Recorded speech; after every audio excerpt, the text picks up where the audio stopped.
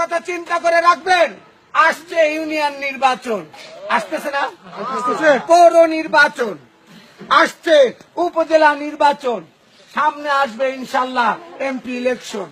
কিন্তু আমাদের দেশের সরকার, গণপ্রজাতন্ত্রী বাংলাদেশ সরকার, মাননীয় প্রধানমন্ত্রী শেখ হাসিনা এবার গণতন্ত্রকে মূল্যায়ন করে নাই। যখন স্বৈরাচার ঈশ্বর বিরোধী আন্দোলনের সময় তত্ত্বাবধায়ক সরকারের অধীনে নির্বাচনের বিল পাশ করে খালেদা হাসিনা নিজামী সংসদ প্লাজার থেকে বের হয়ে আসছিল হাসি মুখে, আর আজকে আপনি নিজ ক্ষমতায় এসা কার সাথে কি যুক্তি পরামর্শ করে আমেরিকাকেও আপনি গুনতেছেন না, জাতিসংঘকেও আপনি গুনতেছেন না, আপনি যেটা মনে করতেছেন এইটাই করে এই বাংলাদেশে এত নৈরাজ্যতা এত সৃষ্টি করে রেখেছেন। আপনি ক্ষমতা আসার সঙ্গে সঙ্গে পিলখানায় যে দুর্ঘটনা ঘটেছে, আর্মি অফিসাররা, এত মানুষ, একটা আর্মির পিছনে কোটি কোটি লক্ষ লক্ষ টাকা সরকার খরচ করেছে, জনগণের টাকা গেছে, তাদেরকে হত্যা করা হয়েছে। এই মামলাটা আপনি ধাপা চাপা দিয়ে দিয়েছেন। আবার ঘরে ঘরে অশান্তি সৃষ্টি করে দিয়েছেন। আপনি পাহাড়ি অঞ্চলের মধ্যে শান্তি চুক্তি করে তাদেরকে যেভাবে আপনি ব্যবহার করছেন, আমি রাসেল খন্দকার একটা সত্য কথা বলতে চাই, হয় বাঁচবো কিংবা মরবো, কিন্তু সত্য কথা আমি বাপকেও ছাড়ি না। ভাইরা আমার, আপনারা জানেন এই বাংলাদেশ এমন একটা সিচুয়েশন, এরা বাংলাদেশ হিন্দু, বৌদ্ধ, খ্রিস্টান, মুসলিম এই 4 জাতির বসবাস। চেয়ারম্যান দাঁড়াবে একজন, পাশে দালাল আছে 10 জন। ওই 10 জন কি ইলেকশন করবে? ওই 10 জন পাম দেয় লোহার চাক্কায়, আর চাক্কা ফুলে ওঠে, আর ওইখান থেকে বাতাস খায়। ভাইরা আমার, এইসব দান্দাবাজিবাদ, আল্লাহর হুকুম মানেন, নবীজির তরিকায় চলেন, দুনিয়াতেও শান্তি, আখেরাতেও শান্তি। এখান থেকে সৌদি আরব বা মালয়েশিয়া যাইতে কয়টা জিনিস লাগে? এই শিক্ষিত ছেলে বলো। 2টা। কি কি?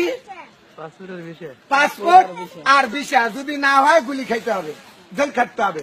কবরে যাইতে হইলেও 2টা জিনিস লাগে, এক হচ্ছে ইমান, আর এক হলো আমল। ইমান আমল নিয়ে যদি কবরে যাইতে পারো, কবর তোমার জন্য জান্নাতের বাগান হয়ে যাবে। আর যদি ইমান আমল যদি না নিয়ে যেতে পারো, ওই যে পাসপোর্ট ভিসা ছাড়া যেরকম মালয়েশিয়া গেলে গুতানি খাওয়া লাগে, এরকম কবরেও তোমারে গুতাইবে। ভাইরা আমার, আপনারা জানেন দিনের নবী হযরত মুহাম্মদ সাল্লাল্লাহু আলাইহি সাল্লাম 63 বছর জিন্দেগিতে 3.5 মনের অধিক খাবার খায় নাই, আর আমরা বছরে 10 মন চাইলেই খায় ফেলি। ভাইরা আমার, আমি শুধু একটি কথা বলতে চাই আপনাদের, সেই কথাটা হলো মা বোন সবার আছে, স্ত্রী সন্তান সবার আছে, পিতা মাতা সবার আছে। ভাই, আমি মক্কা মদিনার ইমাম সাহেব, কিন্তু আমি মায়ের কথা শুনি না, মাকে কষ্ট দেই। আমার ইমাম সাহেবের কোনো দাম নাই, জান্নাত নাই। আজকালকার পোলাপান 16-17 বছর বয়সে বিয়ে করার জন্য পাগল হয়ে যায়। মা বিয়ে করে দেওয়ার সাথে সাথে সকিনা আর ফুলবানু পাইয়া মা বাবারে ভুলে যায়। শ্বশুর হয়ে যায় আব্বাজান, শাশুড়ি হয়ে যায় আম্মাজান, আর বাপ মা হয়ে যায় চাকর চাকরান। ভাইরা আমার, যারা মায়ের সঙ্গে খারাপ ব্যবহার করছেন, তারা আজকে মায়ের পা ধরে মাপ চান। যদি মা জীবিত না থাকে, মার বয়সী মহিলাদেরকে সম্মান করেন, মহিলাদের সাথে ভালো ব্যবহার করেন, তাদের খাওয়ান, তাদেরকে দাওয়াত করেন, তাদের জন্য দোয়া কালাম করেন, এটা মা বাপ পাবে। আমি যদি জুয়া করে হইতাম, এখন আমি এখানে দাঁড়ায় আপনাদের সামনে কথা বলতে পারতাম? আপনারা শুনতেন কি? এখন সেটা আপনি বলেন। শুনতেন না। আমার একটা পরিচয় আছে, ওটা সিক্রেট।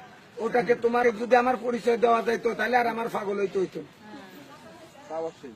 Try to understand. বোঝার চেষ্টা কর। In the event of conviction, this ticket is to be admit history ticket. My name is M.D.K. Russell. My father's name is Kundukar Musharraf Hossain. My village name is Himsori. My thana name is Ramu. My district name is Cox's Bazar. Bangladesh is our homeland. There are 64 districts in Bangladesh. How many rivers Bangladesh? It is Padma, Meghna, Jamuna. It is beautiful country. I love my country, but it is not beautiful country. It is tip of Bangladesh. Bangladesh is habit is the second nature. অভ্যাস হচ্ছে দ্বিতীয় প্রকৃতি। যে যে অভ্যাসে পরিণত হয়ে গেছে, ওই অভ্যাসটা মৃত্যুর আগ পর্যন্ত ছাড়তে পারে না।